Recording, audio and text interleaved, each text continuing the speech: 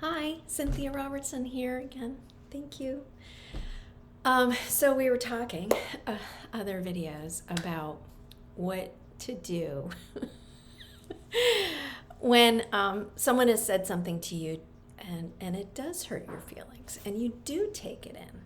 And what I've been learning about that is that it's usually something that I've already been telling myself. Remember, what anybody says to us, it's not about us. It's about them. But if we take it in, and I love the phrase take offense, we literally took it in ourselves. You don't have to. You can just give it right back. But if you do take it in, it's usually something because it's been already going through our heads. And then the neat thing about that is that you can do something about that. It's in your head. So if it's something that's coming up for you, that's been bubbling up. Now, I also want to say the neat thing about, I used to think, oh God, it's me, you know. Again, it's me.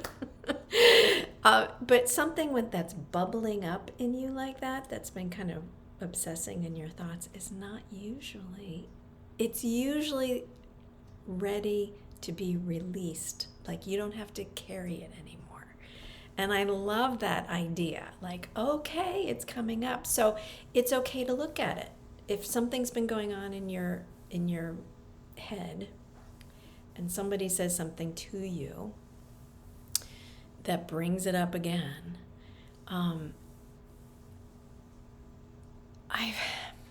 the best thing for me I've done is, first of all, writing it out. I need to empty my head because, again, it's not always necessarily real.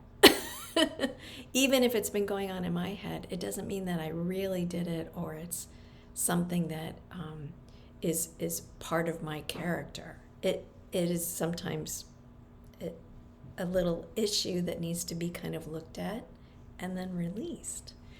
And so I empty my head. And what I mean by that is I literally put pen to paper for stream of consciousness writing. So I just continuously write. I don't lift the pen from the paper, which is hard sometimes because you when you first start getting stuff out, it kind of is easy, and then it stops. It stops at about page and a half.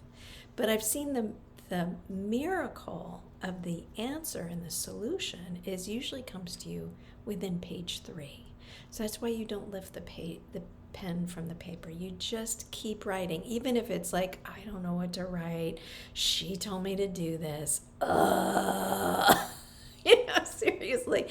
And I pray. I ask my higher power to kind of write through me, help me see myself, help me know the truth.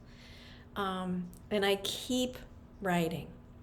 And like I said, eventually in page 3, it usually is solved, or I start to understand what has been bothering me came from somebody that I loved very much and that I respected and I thought was telling me the truth. And then I had taken that on, like a parent especially. That happens a lot. A lot of times it wasn't about me. Again, it was never about me, but it was something that was told to me by my mother or my father. And I took it in as truth until it bubbles up because it wants to be released, because it's not me. So I hope that helps. I hope it makes sense. I know, like, talking about certain spiritual terms, and it's hard to talk about, but that's why I'm doing these. So thank you for listening. I hope it helps and makes sense. If it doesn't, maybe run through it again at another time. It might make sense at another time. When you have more experience in it, I don't know. So there's a subscribe button here. So push the subscribe if you like these, and I will see you next time.